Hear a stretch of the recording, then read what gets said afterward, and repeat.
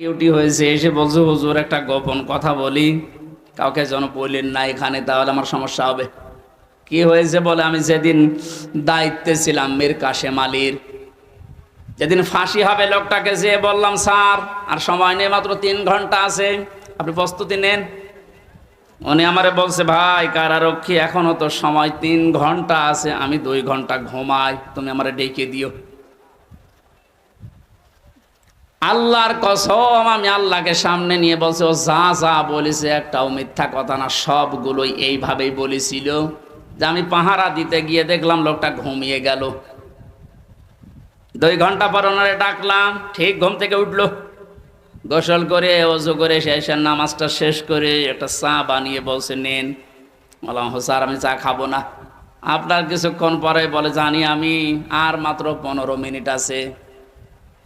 জল্লাদ শাহজাহান এসে গেছে, ডাক দিয়ে নিয়ে যাচ্ছে, বলেন চলেন।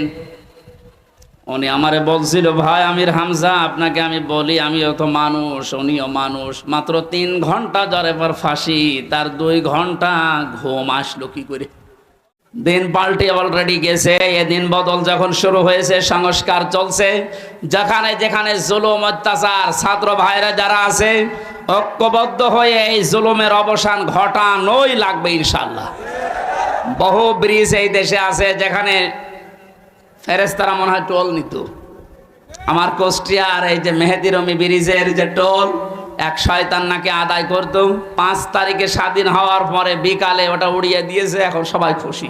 এরকম বহু জায়গায় অবৈধভাবে যারা টোল তুলতো, এই টোলগুলো যেন সব ভেঙ্গে গড়িয়ে মাটির সাথে মিশিয়ে দেওয়া হয়। আমাদের ঈমান তাহলে 2 নম্বরে নবীদেরকে সাহায্য করা। নবী যেহেতু নেই, নবীর উত্তরাধিকারী এখন যারা, নবীর অনুসারী এখন যারা কাজকর্ম চালাচ্ছে ইসলাম এই দেশে নিয়ে আসার জন্য, তাদের সাহায্য করা আমাদের কর্মসূচির ভেতরে নিয়ে আসতে হবে। আমি এটা বানিয়ে বলছি, সূরা আরাফের 157 নম্বর আয়াত আপনি বাড়ি যেয়ে তাফসীর আকারে পড়েন, এইটা পাবেন। 3 নম্বরে তাদের সাহাচর্যে যাওয়া লাগবে। সুতরাং আজ যারা এদেশে একামতে দিনের দায়িত্ব পালন করছে, আপনি তাদের সাহাচর্যে যান, দেখেন তাদের অ্যাক্টিভিটিস, তাদের কর্ম, তাদের চরিত্র কি, এগুলো দেখে যদি আপনার ভালো লাগে আপনি তাদের সাহায্য করেন। 4 নম্বরে তাদের সাহায্য শুধু করবেন না, এদের ওপরে যে নূর আল্লাহ নাজিল করেছে নবীদের ওপরে, এই নূর মানে কোরআন শরীফ, এই নূরের বাস্তবায়ন যেন হয়। এই নূর দেখে দেখে সামনে আমাদের পথ চলা লাগবে। আল্লাহ এই 13টা জিনিস আমাদের জীবনে যেন এনে দেন, বলেন আমিন। আমি আমার এই ছোট্ট ঈমান থেকে এবং ছোট্ট জীবন থেকে যেটা দেখলাম, বাংলাদেশে যারা একামতে দিনের দায়িত্ব পালন করছে এবং সামনে করবে, আমি গ্যারান্টি দিতে পারি এ মানুষগুলোর ভেতরে যদি 4 আনা দুর্নীতি কোনোদিন পান, তাহলে আপনি সঙ্গে সঙ্গে আস্তাগফিরুল্লাহ বলে মুখ ফিরিয়ে চলে আসবেন। আমার বিশ্বাস, আমি যা পেয়েছি, যা দেখেছি, 4 আনা দুর্নীতি এদের ভেতরে পাবেন না। এই জন্য অনেক নাস্তিক পর্যন্ত আজ বলতে বাধ্য হচ্ছে, এরা যদি 5টা বছর চালাতে পারে এই দেশে শান্তি কাকে বলে আপনি দেখতে পারবেন। আবু সাইদ রংপুরের এই ছেলেটা জালেমের সামনে দাঁড়িয়ে জীবনটা দিয়ে শাহাদতের মরণ পেয়েছে। এটা কোনোদিন আপনি মুখ দিয়ে যেন না বলেন যে লোকটা মরে গেছে, ধারণাও না করেন যে ও মরে গেছে, না, ও শহীদ হয়েছে। কি হয়েছে? স্বাধীনভাবে কথা বলতে পারতাম না। পাশের জেলায় বাড়ি আমার, নাটোর, কুষ্টিয়া, এখানে দাওয়াত খেতে এসেছিলাম বিয়ের, তারপর আমার ঢুকতে দেয়নি। কোথায় ছিলাম আপনি টের পেয়েছেন?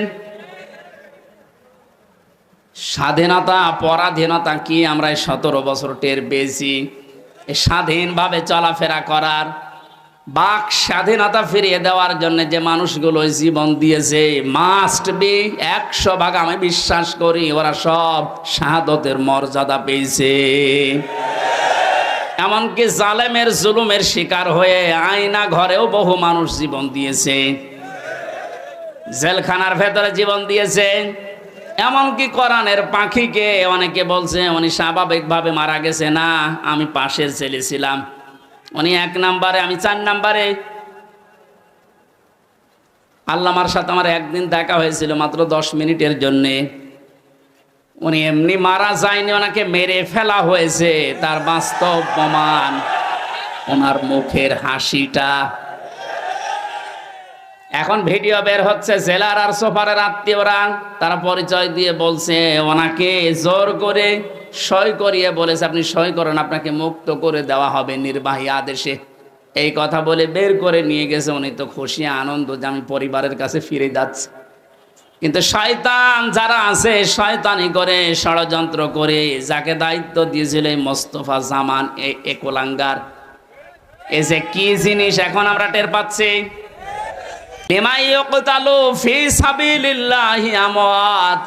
আমি আল্লাহর জন্য, মানবতার জন্য যারা জীবন দিয়ে গেল, এ মানুষ মরে গেছে এ কথা বলবা না। বাল আহয়াউন, বরং তারা জীবিত। ওয়ালাকিল্লা তাশউরুন, কিন্তু তোমরা টের পাও না। এটা তো মুখের ওপর আল্লাহ দিলেন, মানুষ মুখের পরে অন্তরেও ধারণা করতে পারে। ধারণা করা কি দিয়ে? অন্তর দিয়ে মানুষ যেন ধারণাও না করে যে তারা শহীদ হয়নি, তারা এমনি মারা গেছে, কথা যেন ধারণাও না করে। সূরা আলে ইমরান 4 নম্বর পারার 11 নম্বর পৃষ্ঠার 9 নম্বর লাইনের 159 নম্বর আয়াতে আল্লাহ 69 নম্বর আয়াতে আল্লাহ জানিয়েছেন, ওয়ালা তাহসাবান্নাল্লাযীনা কুতিলু ফি সাবিলিল্লাহি আমওয়াতা বাল আহয়াউন ইনদা রাব্বিহিম ইরযাকুন। খুব খেয়াল করেন, অন্তর দিয়েও কেউ যেন ধারণা না করে যে ওরা মারা গেছে। আল্লাহ পাক বলেন ধারণাও কোনোদিন করবি না যে ও মরে গেছে না। কারণ জীবন জালেমের সামনে নিজের জীবন দিয়ে দেওয়া তো সহজ কথা না। ওরা কিন্তু জীবিত আছে, ওরা জিন্দা। ইনদা রাব্বিহিম ইরযাকুন, তারা তাদের রবের কাছে রিজিক পাচ্ছে। সংস্কার চলছে, দেশ কি চলছে বলেন তো? সংস্কার করা লাগবে। এটা তো সংস্কার না, জান জান, যেভাবে সংস্কার করা লাগে ওইভাবে যান। ছাত্ররা আছে না এখানে? কে ছাত্ররা?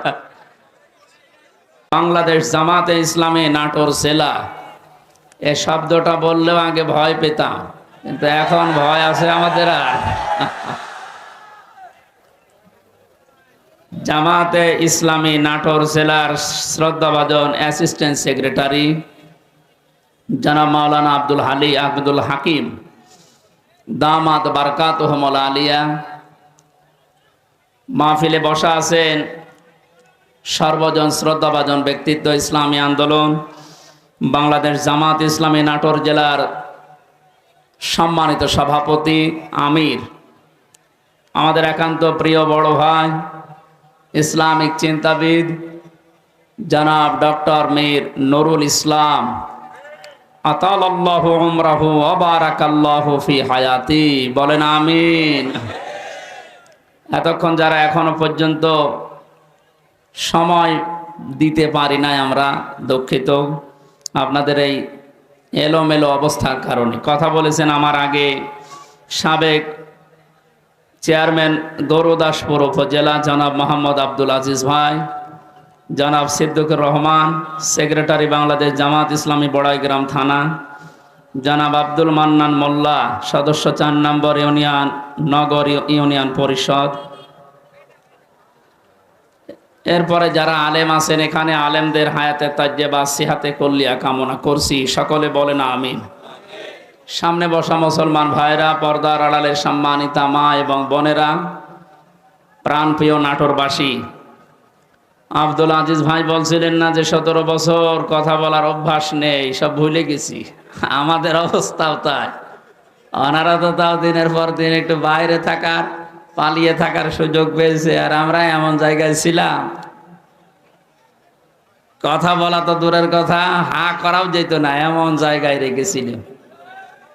সুতরাং আমরাও অনেক কিছু বলে গেছি। আল্লাহ যেন আবার স্মরণ করিয়ে দেন জাতির উপকারের জন্যে, যে আল্লাহ আমাদেরকে স্বাধীন বাংলাদেশে পরাধীন ছিলাম, আবার নতুন করে স্বাধীন হওয়ার একটা স্বাদ আমাদেরকে দেখালেন। সবচাইতে বড় স্বাদ পাবো যদি আল্লাহর কোরআন দিয়ে এই জমিনটা চলে। এইটা দেখতে মন খুব চাই। আমি 7-8 দিন আগে ছিলাম মালয়েশিয়া, দুবাই, সিঙ্গাপুর, এই সমস্ত জায়গায়। এদের দেশে ইসলাম নেই, কিন্তু ইসলামের নিয়ম নীতিগুলো তারা মানে। 1500 বছর আগে বিশ্বনবী যে জানিয়েছিলেন পবিত্রতা ঈমানের অঙ্গ, এটা শোনেননি কোনোদিন? পাক পবিত্র থাকা এটা ঈমানের অঙ্গ। কোন কোন জায়গায় পেয়েছি এটা ঈমানের অর্ধেক।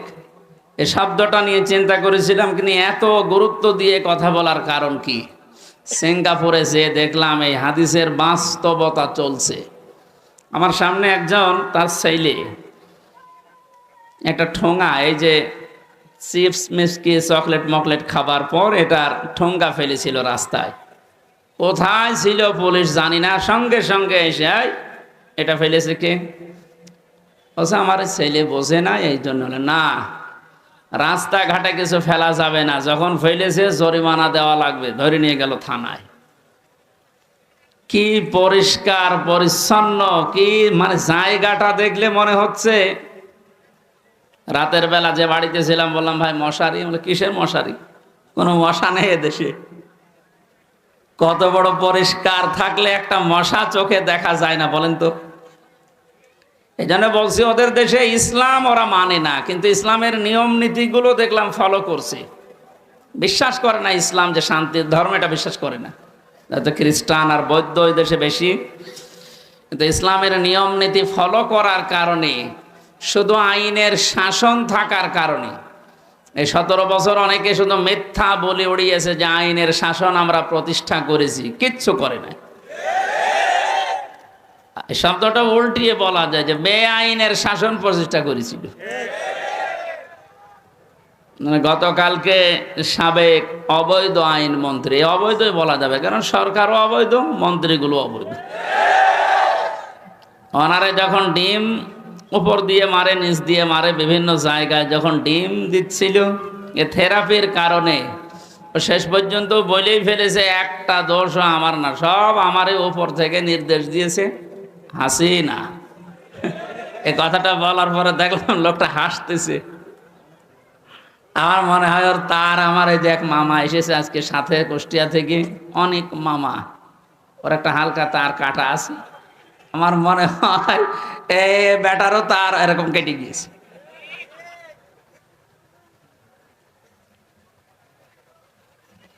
এখন যা যে যারে ধরছে একটু কিছু দিলেই সব ধরছে বর্তাছে আল্লাহর ওলির উপরে। আর যেটা দরবেশ মনে করতাম, এ দরবেশ যে এত খারাপ, দাড়ি কেটে নম হয়ে গেছে। ওরে দেখলে পর্যন্ত শয়তান হাসে যে আল্লাহ তুমি আমারে শয়তান বানিয়েছো, এটা তো আসল শয়তান ছিল। হোসাইন মাওলানা বলছিল না 29,000, না ওটা 36,000। পদ্মা সেতু বানিয়েছে 32,000 টাকা খরচ করি, আর এই লোকটার শুধু বাইরের একটা ব্যাংকেই টাকা পড়ে আছে 36,000 কোটি টাকা। ওই টাকাগুলো ফেরত পেলে বাংলাদেশে আর একটা পদ্মা সেতু বানানো যাবে। মালয়েশিয়ায় দেখলাম এই যে পেনাং থেকে এই আর একটা শহরে যাবার সময় 2টা ব্রিজ পর পর, একটা মনে হয় 8 কিলোমিটার, একটা 17 কিলোমিটার।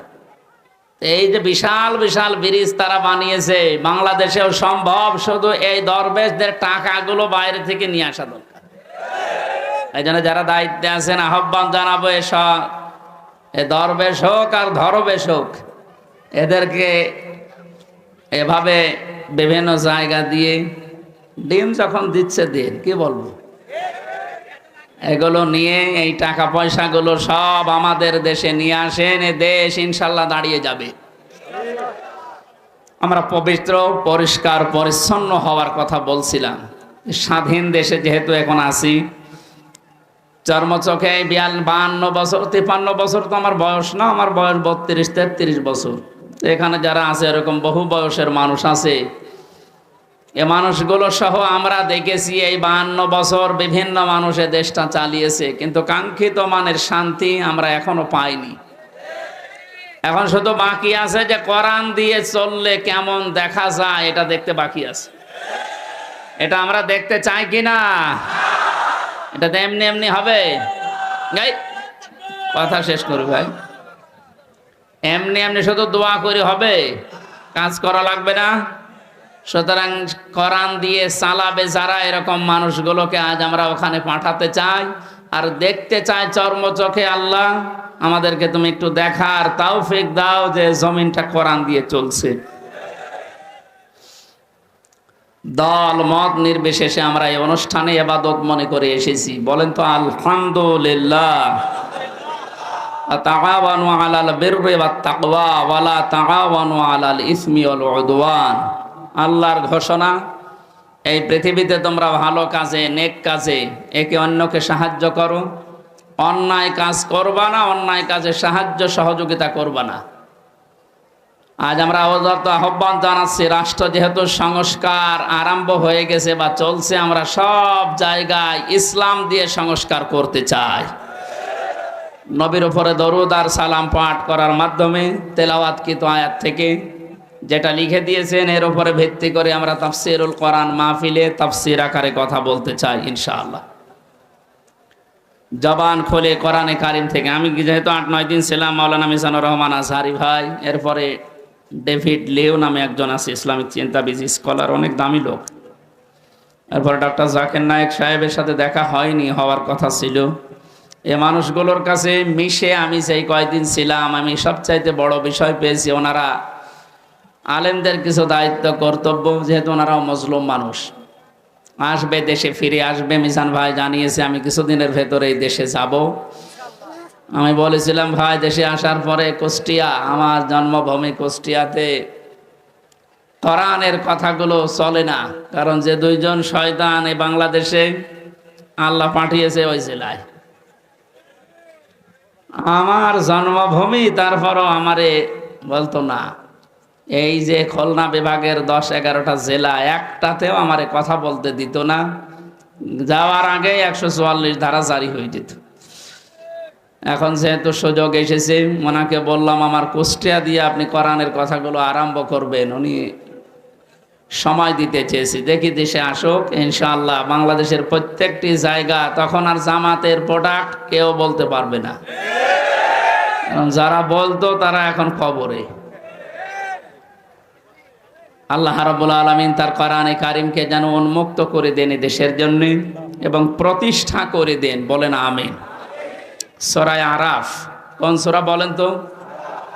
157 নম্বর, একটা মাত্র আয়াতের 4 ভাগের 1 ভাগ আমরা পড়েছি।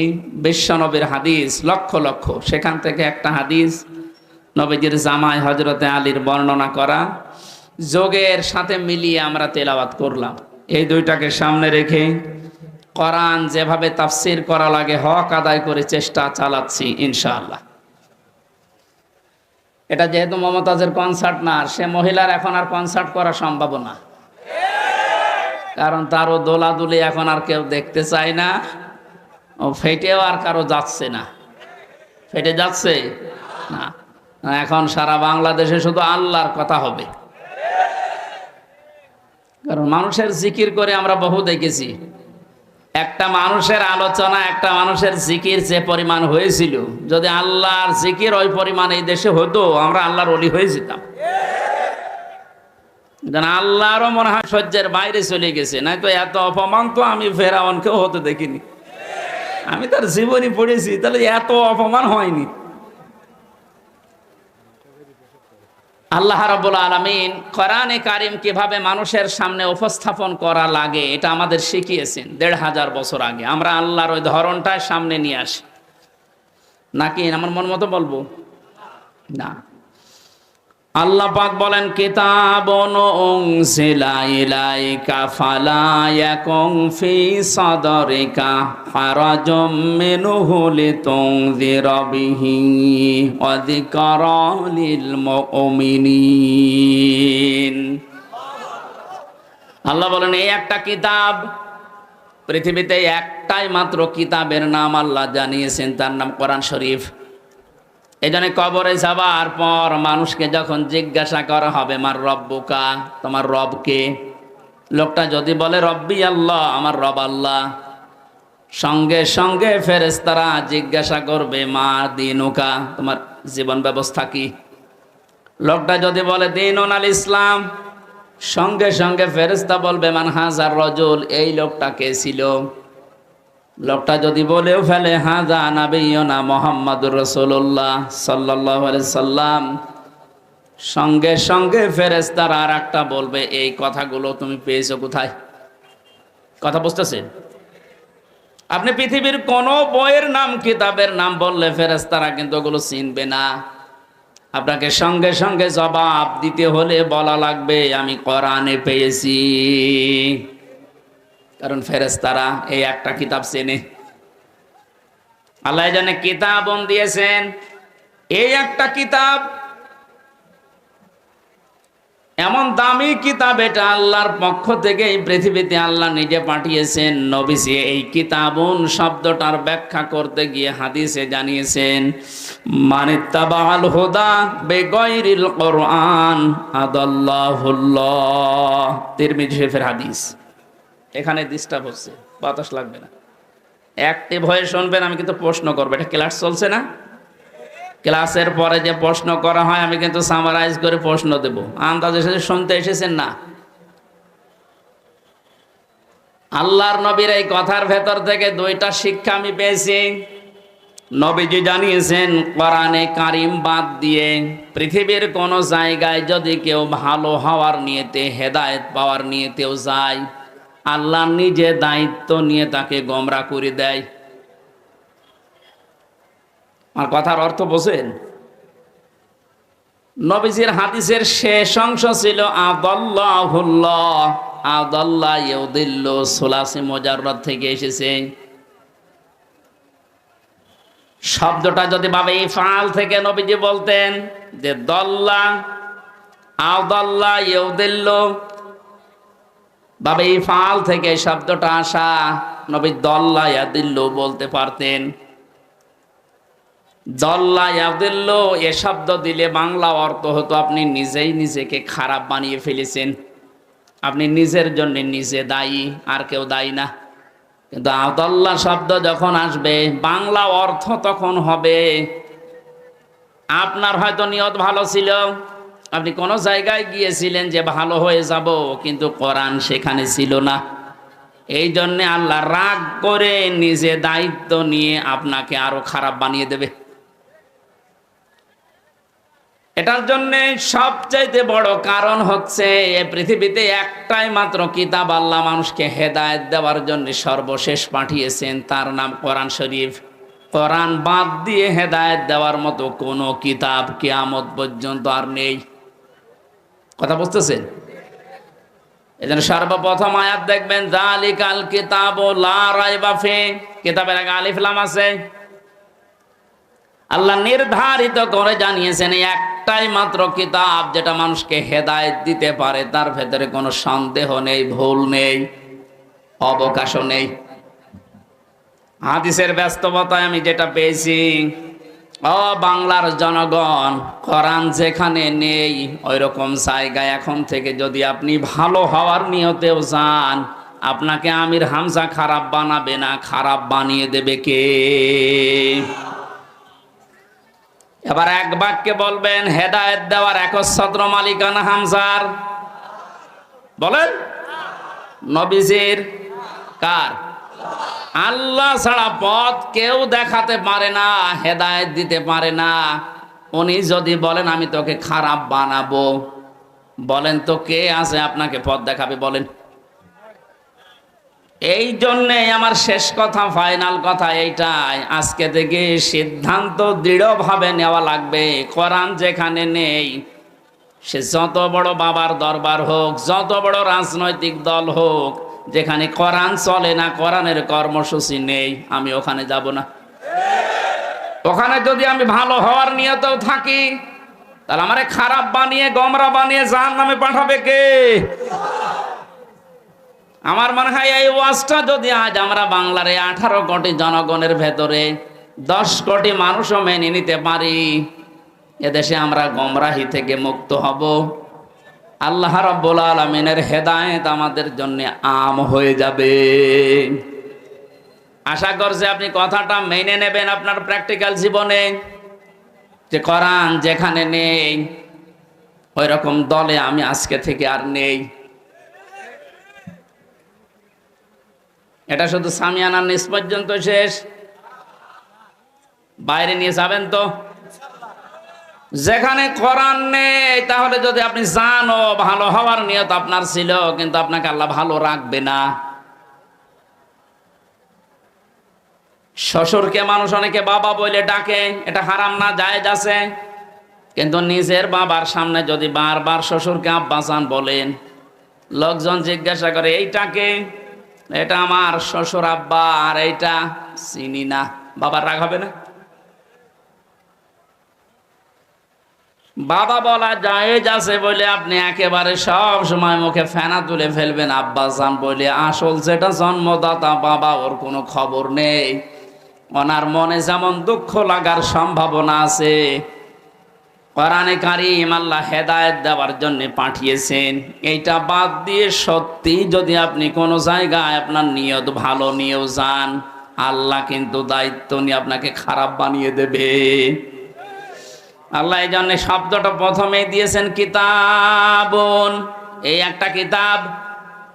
উনজিলা ইলাইকা, হে নবী আপনার প্রতি আমি এটা নাজিল করেছি। ফালা ইয়াকুম ফি সাদরিকা হারাজুম মিনহু লিতুনদিরা বিহি।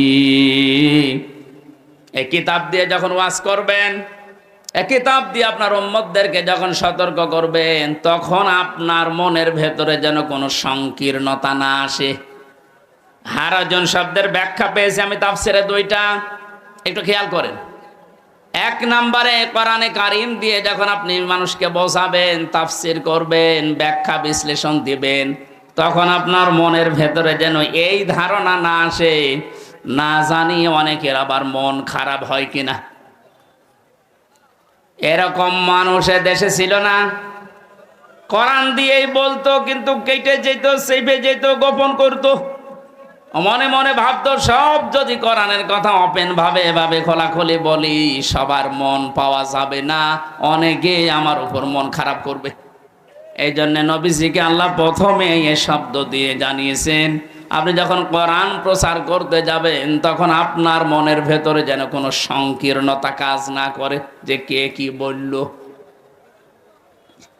দুই নম্বরে, আবহমান কাল থেকে অনেক নিয়ম নীতি ইসলাম মনে করে মানুষ পালন করে আসছে। আপনি যখন কোরআনে কারীমের কথাগুলো সঠিকভাবে তুলে ধরবেন, ওইগুলো টিকবে না, এমনি কেটে যাবে। তখন হয়তো অনেকের মন খারাপ হবে, আপনি সবার মন তো পাবেন না। এই জন্য আপনাকে বলছি, কে কি মনে করবে বলবে, কারো দিকে তাকাবেন না। আপনার মনও যেন ছোট না হয়, সংকীর্ণ না হয়। সঠিক কথাগুলো তুলে ধরার দায়িত্ব আপনার, আর হেদায়েত দেওয়ার দায়িত্ব আমি আল্লাহর। যিকরা লিল মুমিনিন, কোরআন শরীফ আমি আল্লাহ দিয়েছি মুমিনদের জন্য, এটা উপদেশ। এই আয়াতটা সামনে রেখে আজকে আমরা তেলাওয়াত কিন্তু আয়াতের তাফসীর করব ইনশাআল্লাহ। এবার বলি আমরা, আউযু বিল্লাহি মিনাশ শাইতানির রাজিম, বিসমিল্লাহির রহমানির রহিম। الذين يتبعون الرسول النبي الأمي الذي يجدونه مكتوبا صدق الله العظيم। কোন সূরা বলেন তো? আরাফ। আরাফ মানে, আরাফ মানে প্রাচীর। আরাফ মানে কি? বিভিন্ন অর্থ আছে। আরাফের অন্যতম অর্থ হচ্ছে আরাফ মানে প্রাচীর। কিয়ামতের দিন আল্লাহ জান্নাত জাহান্নামের মাঝে একটা প্রাচীর দাঁড় করাবেন। কিছু মানুষকে আল্লাহ ওই জায়গায় বসাবেন, জান্নাতেও দেবে না, জাহান্নামেও দেবে না, ওখানে স্টিল তারা বসে থাকবে, দাঁড়িয়ে থাকবে। এই খেয়াল করেন, এদিকে এত নড়াচড়া কি, সমস্যা কি? এদিকে আসার দরকার নেই। দেখেন তো উনি কি বলে, দেখেন না, উনি তো বলো আগে। হয়েছে, ঠিক আছে, যা।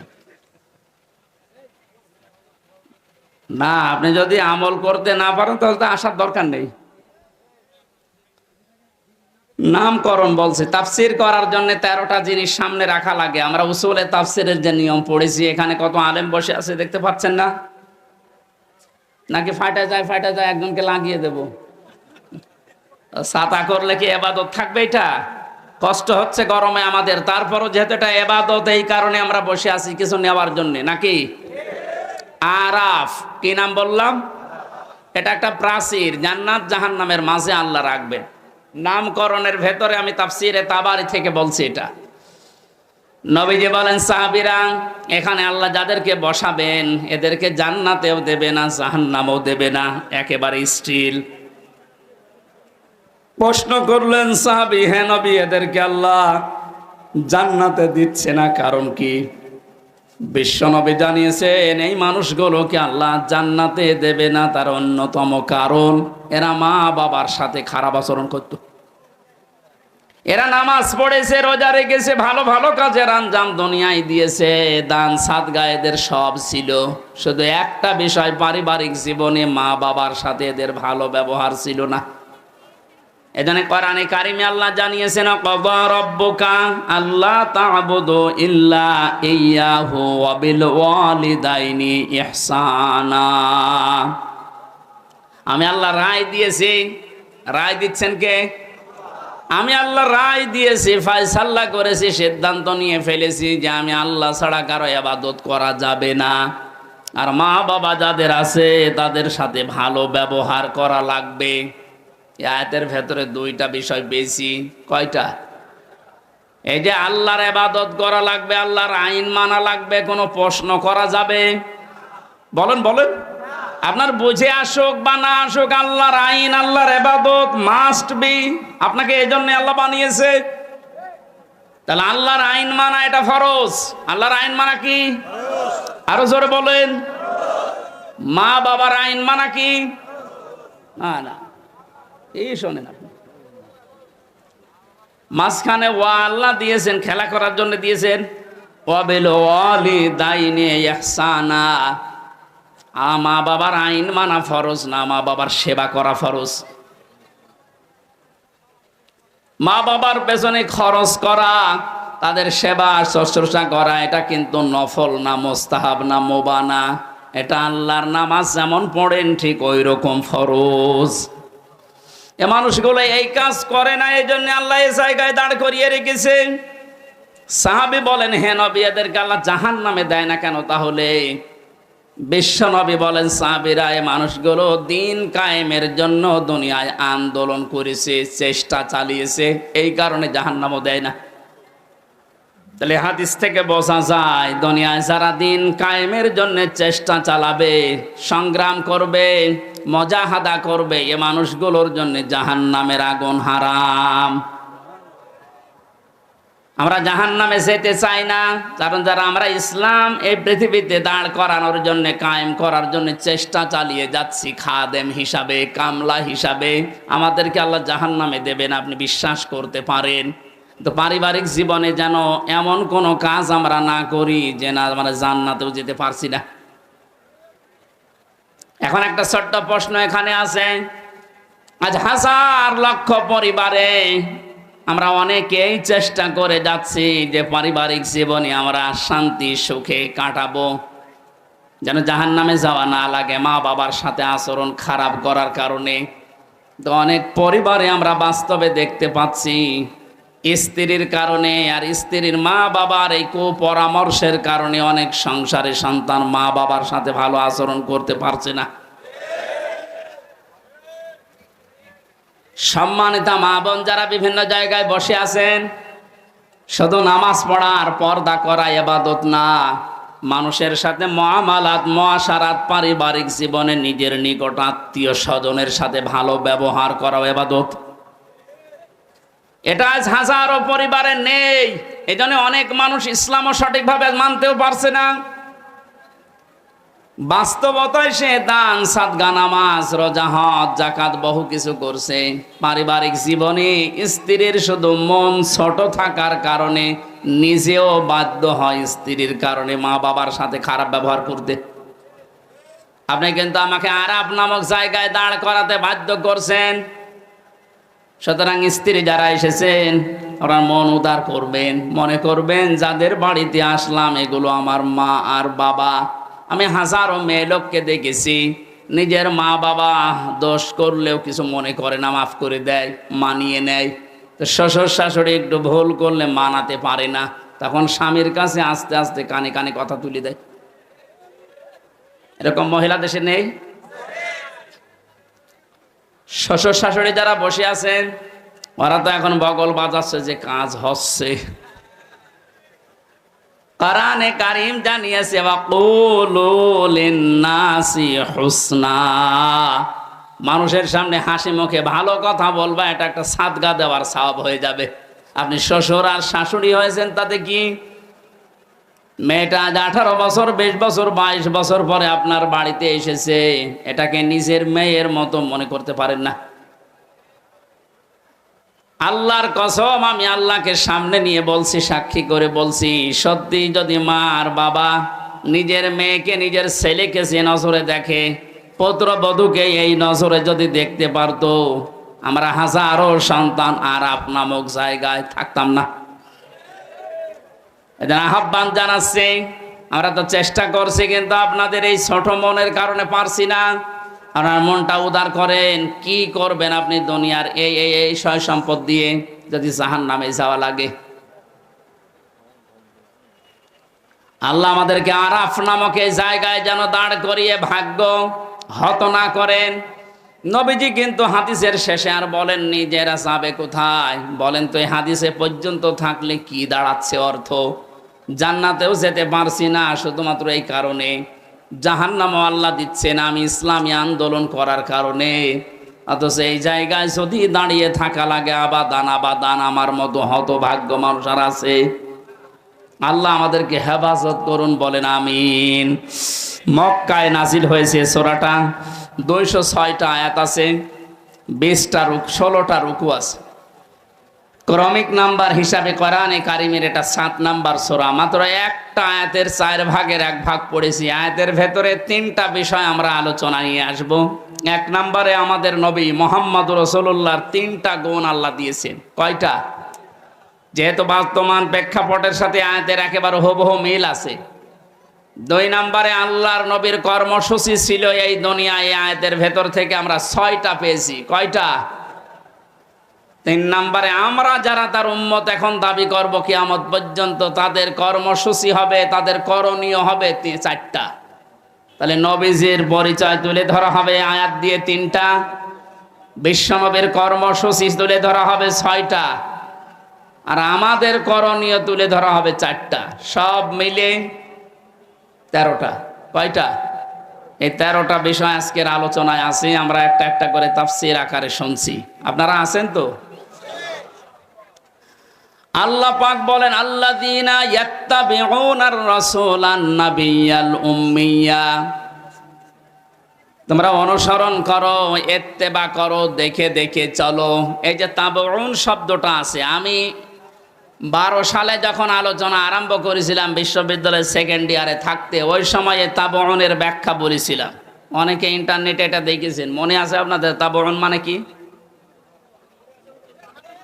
তাবউন মানে দেখে দেখে চলা। আপনার সামনে একটা মানুষ হেঁটে যাচ্ছে, কিভাবে কিভাবে পা লাগায়, কোথায় হাত নাড়ায়, মাজা দোলায়, কিভাবে তাকায়, একেবারে ওইভাবে হুবহু ওই জায়গায় পা ফেলে হাত নাড়িয়ে মাজা দলিয়ে চলার নাম তাবউন।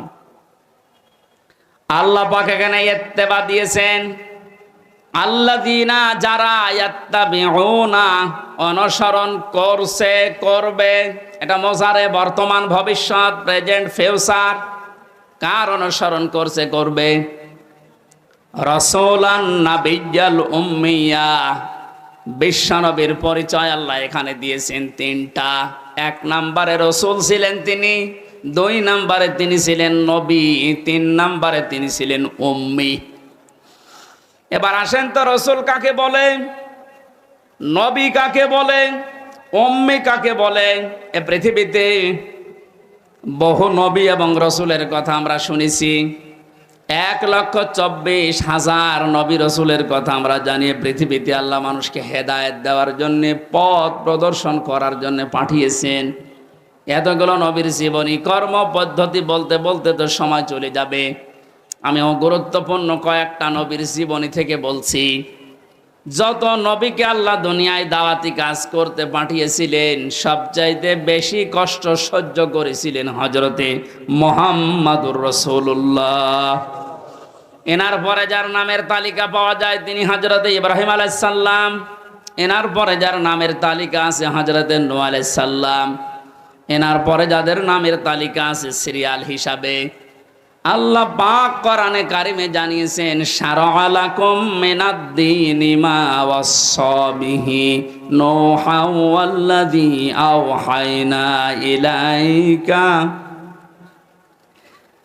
আমি নির্ধারিত করে দিলাম, লিখে দিলাম, নির্ধারণ করে দিলাম, আমি আল্লাহ সই স্বাক্ষর করে দলিল করে দিলাম তোমাদের জন্যে। নূহ আলাইহিস সালামকে, ইব্রাহিম আলাইহিস সালামকে, ঈসা আলাইহিস সালামকে, এই সমস্ত মুসা আলাইহিস সালাম, এই বড় বড় নবীদের নামগুলো দিতে দিতে আল্লাহ জানিয়েছেন, হে নবী, এই প্রত্যেকটা নবীকে কিন্তু আমি আল্লাহ জানিয়েছিলাম আন আকিমুদ্দিন, তোমরা দিন কায়েম করো। আপনাকেও আমি ওহী করলাম ঠিক ওইভাবেই, ওয়াওহাইনা ইলাইকা, আপনার প্রতি আমার একই ওহী, আন আকিমুদ্দিন, আপনি দিন কায়েম করেন জমিনে, ওয়ালা তাতাফাররাকু ফি, এ বিষয়ে কোনো ফতোয়াবাজি করবেন না। সময় কিন্তু এসে গেছে এখন এই দেশে ঠিক ওই রকম। আর যে যেখানে যে মতে চলেন না কেন, সবাইকে আমরা আহ্বান জানাচ্ছি, সবাই আসেন ঐক্যবদ্ধ হয়ে আল্লাহর দিন, কোরআনে কারিম, ইসলাম এই দেশে আমরা এখন কায়েম করার পরিবেশ তৈরি করি। সত্যিই যদি এটা কায়েম না হয়, হালালকে হালাল জেনে অনেক সময় মানা যাবে না, হারামকে হারাম জানার পরও ছেড়ে দেওয়া যাবে না। এ 17 বছর যেটা দেখলাম, এই জন্য আমাদের সবচাইতে বড় কাজ হবে এখন আল্লাহর এই জমিনে আল্লাহর দিন কি করে কায়েম করা যায়, দাঁড় করানো যায়। বিশ্ব নবী মুহাম্মদুর রাসূলুল্লাহকে আল্লাহ রসুল বলে ঘোষণা দিচ্ছেন যে, হে নবী, আপনি আপনার পরিচয় উম্মতদের সামনে দেবেন যে আমি তোমাদের জন্য রসুল হয়ে এসেছি। 511 জন রসুলের কথা আমরা পড়েছি, আর বাকিগুলো সব আল্লাহ নবী হিসাবে পাঠিয়েছিলেন। এই সমস্ত মানুষদের দায়িত্ব কোরআনে কারিমে এক একটি আয়াতের ভেতরে আল্লাহ দিয়েছেন। ওয়ালাকাদ বাআসনা ফি কুল্লি উম্মাতির রাসূলান আনি ইবুদুল্লাহ ওয়াজতানিবুত তাগুত। রব্বুল আলামিন বলেন, এ পৃথিবীর যত, ওয়ালাকাদ বাআসনা ফি কুল্লি উম্মাতির রাসূলান, প্রত্যেকটি জাতির জন্য আমি আল্লাহ রসুল পাঠিয়েছিলাম। প্রতিটি নবী আর রসুলদের জীবনের দায়িত্ব মূল ছিল দুইটা। তারা উম্মতদের কাছে যেই বলতেন আল্লাহর ইবাদত করো। কার ইবাদত? এই শব্দটা নিয়ে আজ হাজারো জায়গায় আমরা এই দেশের ভেতরে অনেক ভেজাল দেখতে পাচ্ছি। কমনে দিয়েছে ফ্যান, ইয়ার কি মারছেন এখানে বসে বসে।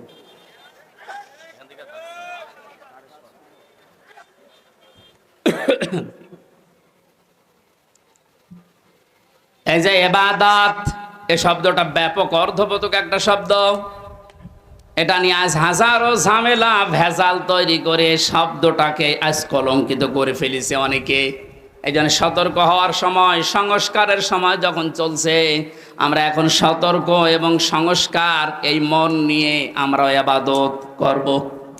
আমার ইবাদতের ভেতরে যেন কোনো ভেজাল না আসে।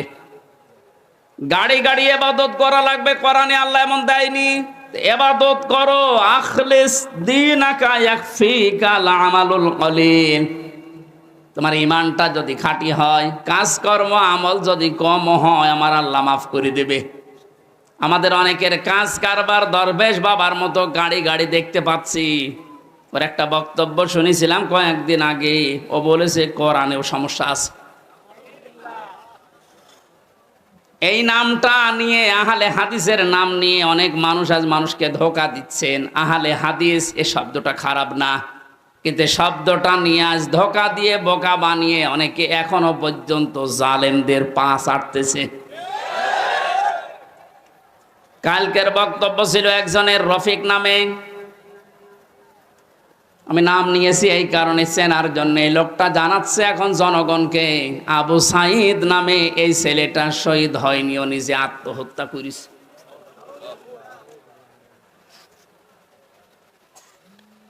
বিশ্বনবী কোরআন হাদিসের ভেতরে তিনি স্পষ্টভাবে জানিয়েছেন, কেউ যদি দেওয়াল চাপা পড়ে মারা যায় সে শহীদের মর্যাদা পায়, পানিতে ডুবে মারা যায় শহীদের মর্যাদা পায়। এ কথা কি নতুন শুনছেন? বলেন।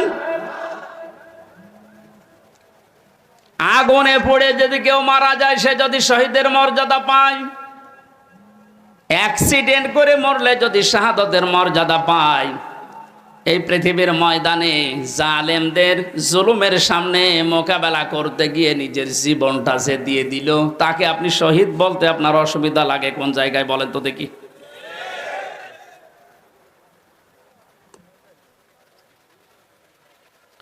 এবার আমার দুইটা নোটিশ বলছে, যেহেতু এই শব্দটা শুনি আজ 2 দিন ধরে অনেক জালেমের দোসর যারা তারা এখনো পর্যন্ত অপপ্রচার চালাচ্ছে এদের বিরুদ্ধে, এই জন্য 2টা নোটিশ বলছি। সূরা বাকারার 154 নম্বর আয়াত, 2 নম্বর পারা, 2 নম্বর পৃষ্ঠা, 12 নম্বর 13 নম্বর লাইনে আছে, ভালো করে মিলাবেন। আল্লাহ পাক বলেন, ওয়ালা তাকুলু লিমান ইয়াকতালু ফি সাবিলিল্লাহি আমওয়াত বাল আহইয়াউ ওয়ালাকিন লা তাশউরুন। আপনি হয়তো এভাবে এতদিন চিন্তা করেননি, যেভাবে আমি বলছি মিলিয়ে দেখেন। আল্লাহ বলেন, ওয়ালা তাকুলু, হে পৃথিবীর লোকেরা, কেউ এ কথা মুখ দিয়ে বলবা না। কথা বলে মানুষ কি দিয়ে? বলে না কেন? এই জন্য মুখের ওপর আল্লাহ নোটিশ দিয়েছেন। কার তৈরি করা এখন আপনি দেখতে পাচ্ছেন। আমার মনে হয় একে যদি আমার মতো এরকম 10 দিন রিমান্ডে রাখেন, ও সব সত্য কথা বলে ফেলবে। আমার মুখ দিয়ে রিমান্ডে একটা কথা ওরা বের করতে পারেনি, শেষ পর্যন্ত মন মতো লিখে আমাকে বলছে সই করেন, আপনারা ছেড়ে দেওয়া হবে। আমি তো রিমান্ডে বসতাম না যে 164 কি, মনে করলাম ছেড়ে যখন দেওয়া হবে দেই। এখন দেখি সব আমার বিপক্ষে লিখেছে। আমি নাকি দেশের বিরুদ্ধে কথা বলতাম। যতগুলো বক্তব্য দিয়েছি দেশের ভালোবাসার পক্ষে দিয়েছি, কারণ দেশকে ভালোবাসা এটাও ঈমানের অঙ্গ। আরে মানুষগুলো এটা আমাকে বলে কয়ে নিয়েছে যে বলেন আপনি যে আপনাকে এ দেশের কিছু মানুষ টাকা পয়সা দিয়ে ব্যবহার করে যে আপনি দেশের বিরুদ্ধে, এই সরকারের বিরুদ্ধে, তাহলে আপনাকে ছেড়ে দেব। শেষ পর্যন্ত বলতে রাজি যখন হলাম না, 11 ঘন্টা আমার টাঙিয়ে রেখেছিল কালো কাপড় দিয়ে চোখ বেঁধে। নিজেরা বলা করতো, হুজুর আপনি নির্দোষ আমরা জানি, কিন্তু আপনাকে কথা বলা লাগবে। পেছনে হাত হ্যান্ডকাপ দিয়ে বেঁধে, কালো কাপড় দিয়ে চোখ বেঁধে 11 ঘন্টা এক জায়গায় আমার নামাজও পড়তে দেয়নি। 4 ওয়াক্ত, জোহর, আসর, মাগরিব, এসে আমি সব ইশারায় পড়িছি। এখন নামাজ পড়ছি কোন সময় আমি তাও জানি না, কারণ মাটির নিচে তো। সর্বশেষ যখন বললাম না, এত বড় মিথ্যা কথা আমি বলতে পারবো না। আকিস গ্রুপে আমি চাকরি করতাম, ওনাদের বিরুদ্ধে হাজার হাজার কথা লিখতে বলেছেন, একটাও পারবো না, কারণ ওনারা এরকম না। শেষে আমার বলছে, যদি আপনি আজকে সন্ধ্যার ভেতরে এগুলো স্বীকার না করেন, না বলেন, তাহলে আপনার বউ তুলে নিয়ে আনবো। কি চরিত্র দেখেছেন? আর এখন অনেক সুর তুলছে অনেকে যে এদের মাফ করে দাও। এই জালেমদের মাফ করা মানে মাজলুমের উপরে অবিচার করা।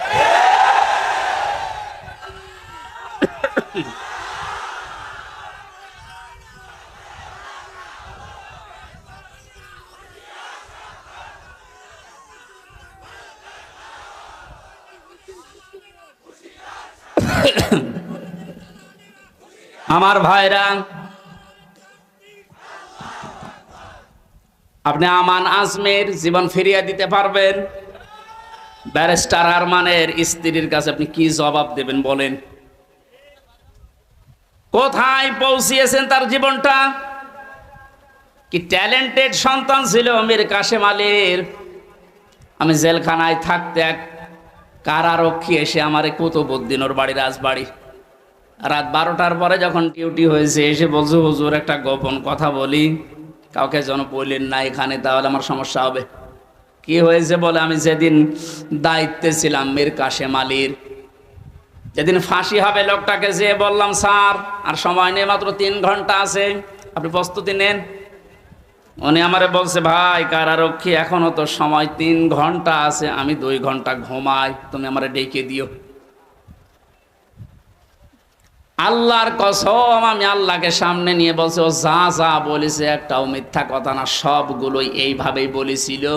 যে আমি পাহারা দিতে গিয়ে দেখলাম লোকটা ঘুমিয়ে গেল। 2 ঘন্টা পর ওনারে ডাকলাম, ঠিক ঘুম থেকে উঠলো, গোসল করে ওযু করে শেষের নামাজটা শেষ করে একটা চা বানিয়ে বলছে, নেন। বললাম, স্যার আমি চা খাবো না। আপনার কিছুক্ষণ পরে বলে, জানি আমি, আর মাত্র 15 মিনিট আছে। জল্লাদ শাহজাহান এসে গেছে, ডাক দিয়ে নিয়ে যাচ্ছে, বলেন চলেন। উনি আমারে বলছিল, ভাই আমির হামজা আপনাকে আমি বলি, আমিও তো মানুষ, উনিও মানুষ, মাত্র 3 ঘন্টা জ্বরে পর ফাঁসি, তার 2 ঘন্টা ঘুম আসলো কি করে?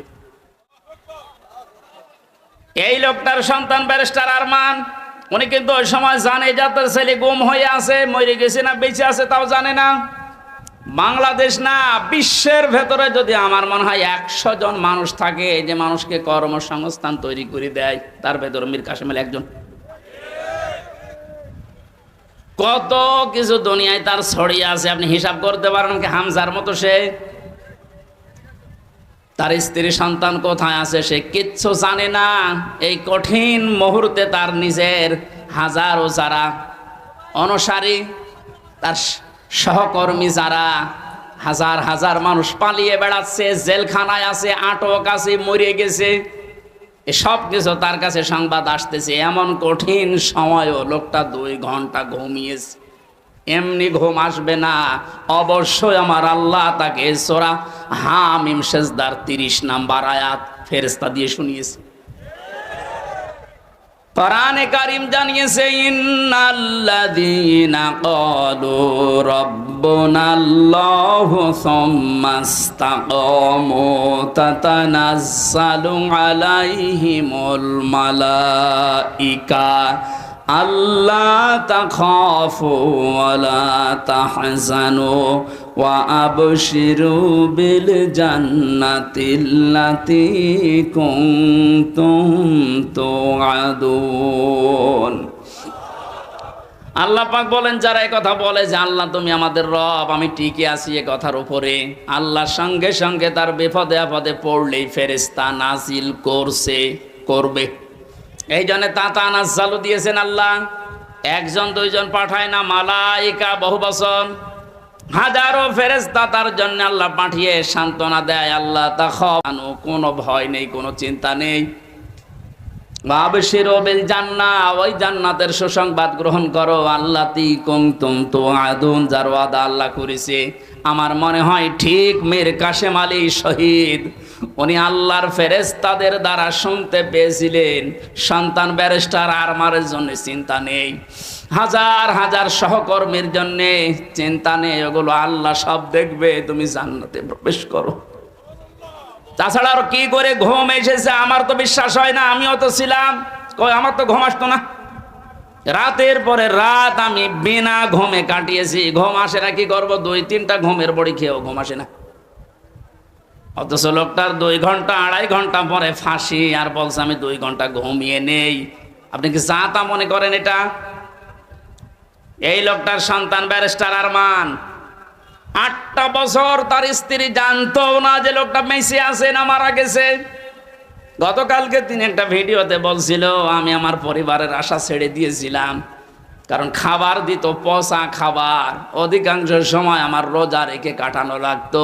এই 8 বছরে আমার মনে হয় সে প্রায় 8 বছরই রোজা ছিল।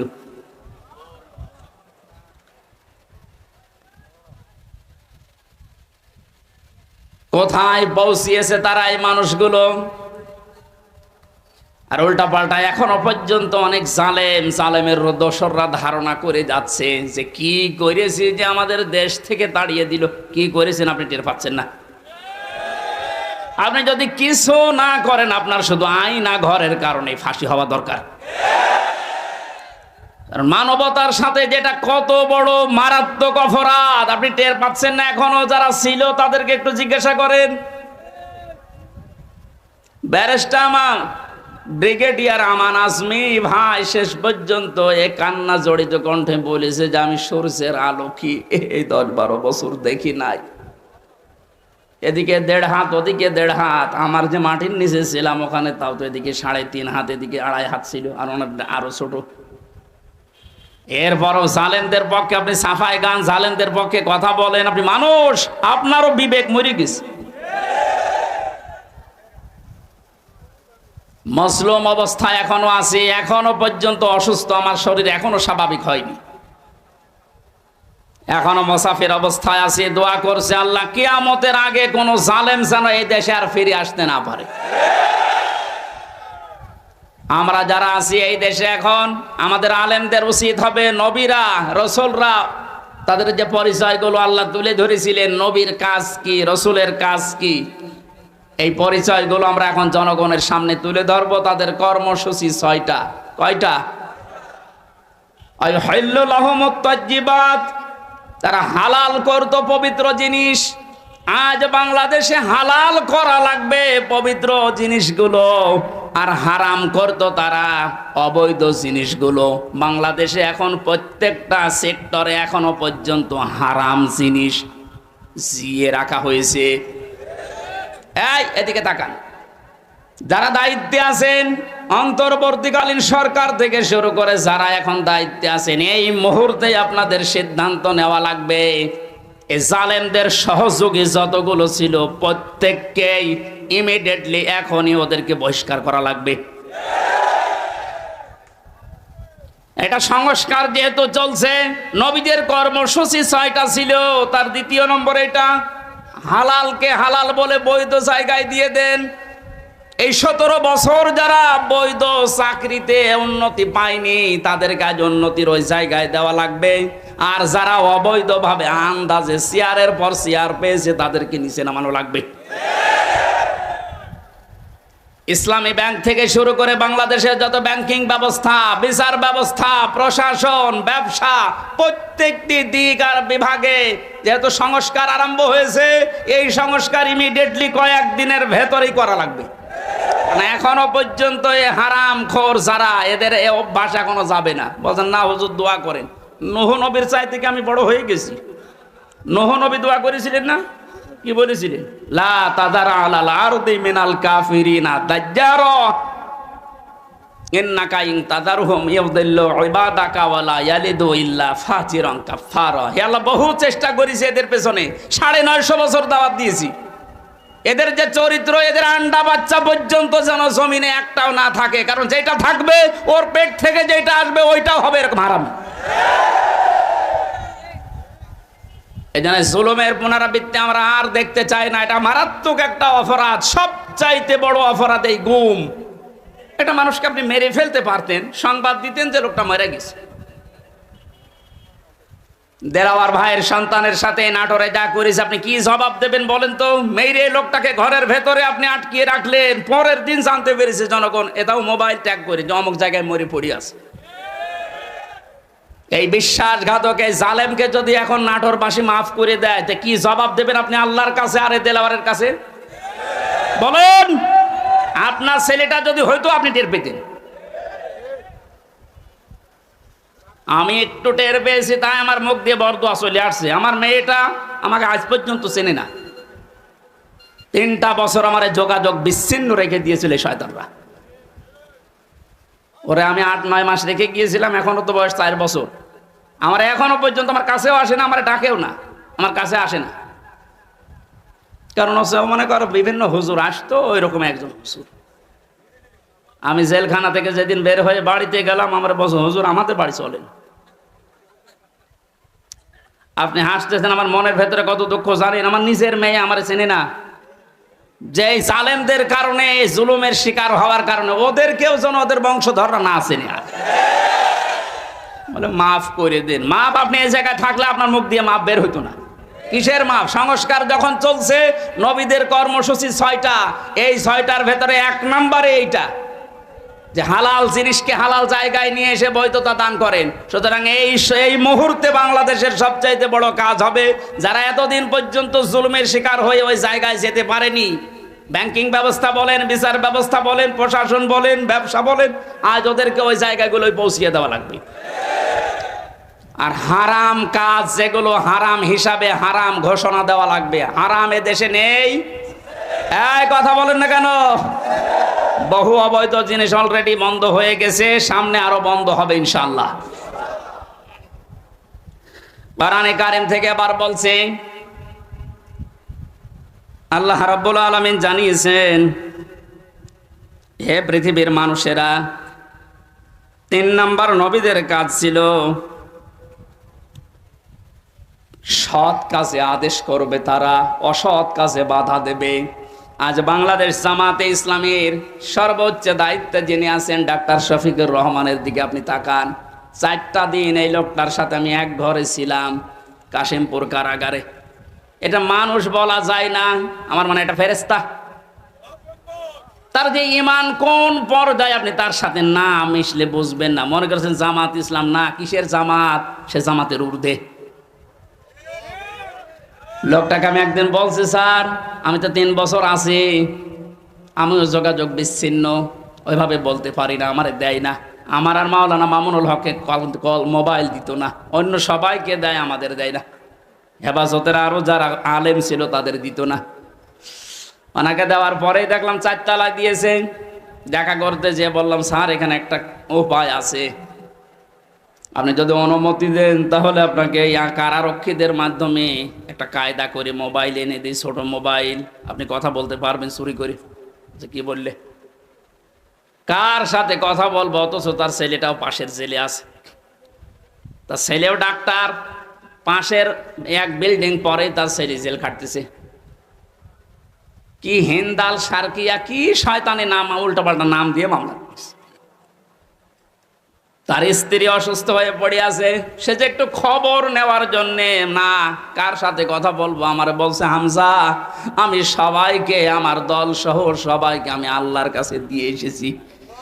এই কঠিন মুহূর্তে এই কথা মুখ দিয়ে বের হওয়া, আপনি মনে করছেন এ আর কি? আপনি জায়গা মতো জানতো আপনার মুখ দিয়ে কথা বের হয় কিনা?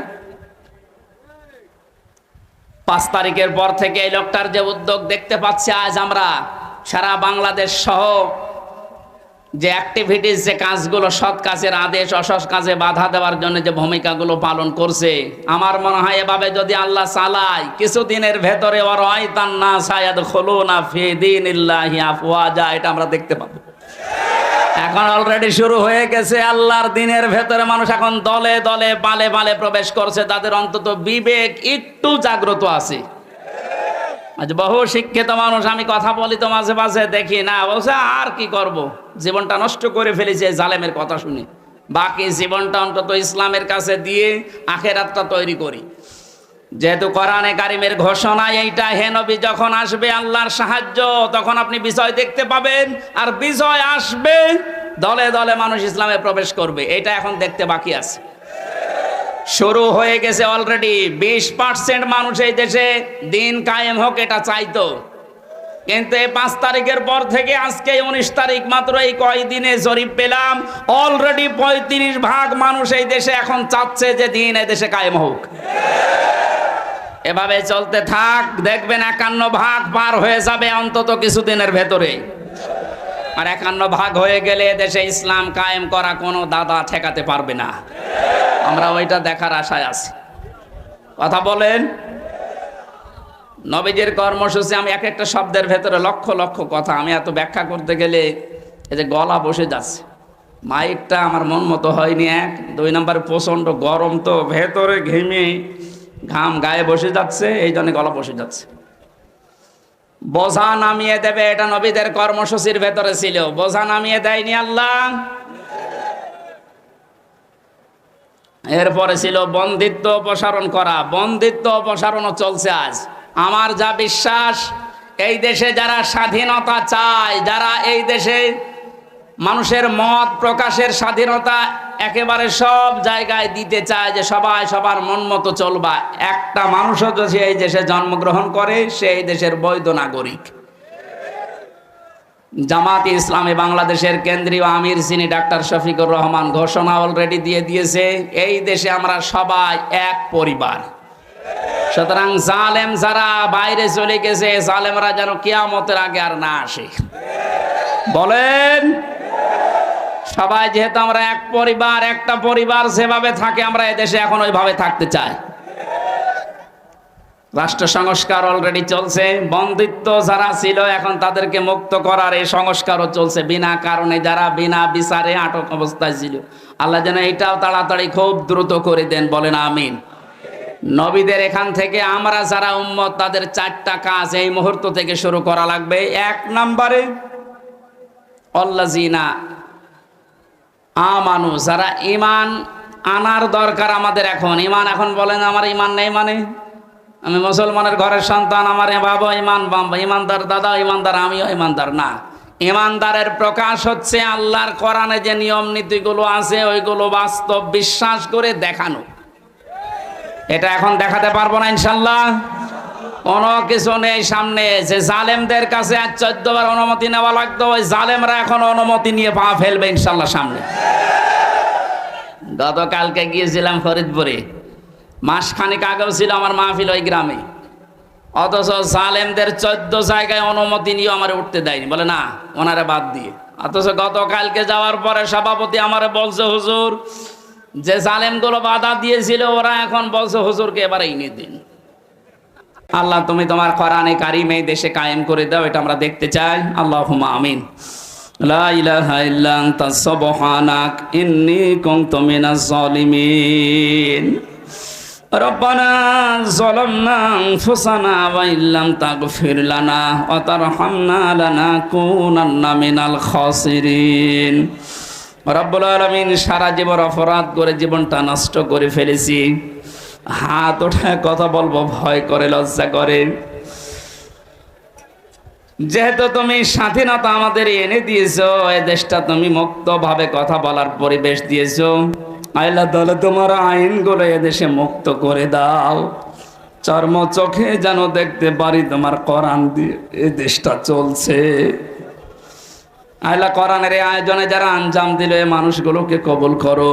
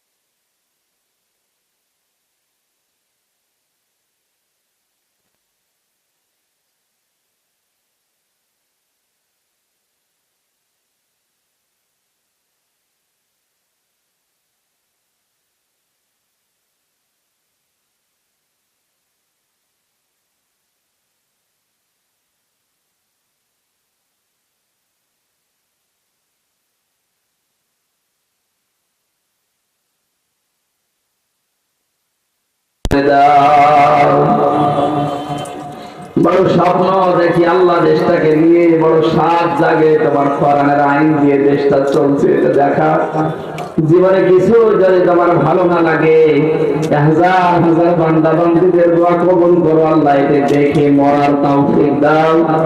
কোরআনের পাখির সারা জীবনের স্বপ্ন ছিল এদেশে ইসলাম কায়েম হবে, কালেমার পতাকা পথ পথ করে উঠবে, তিনি দেখে যেতে পারলেন না। আল্লাহ তুমি আমাদের চর্ম চোখে এটা দেখার তৌফিক দিয়ে দাও। اللهم اغفر لي وارحمني واهدني وعافني وارزقني يا رب العالمين নাটোরের সন্তান আল্লাহ তাআলা অধ্যাপক দেলাওয়ার ভাই তার সন্তানটাকে হারিয়েছে। যে জালেমের কারণে তার সন্তানটা বিদায় নিল, আল্লাহ তুমি জালেমকে ছাড় দিও না, তার সন্তানকে শাহাদাতের শাহাদত হিসাবে কবুল করে নাও। মাহফিলের যত অতিথি এসেছে আল্লাহ কোরআনের এই খাদেমদেরকে তুমি কবুল করো, মা বোনদেরকে তুমি পর্দায় থাকার তৌফিক দাও। এলাকায় মাটির নিচে যত মানুষ ঘুমিয়ে আছে কোরআনের ইজ্জতে মাফ করে দাও।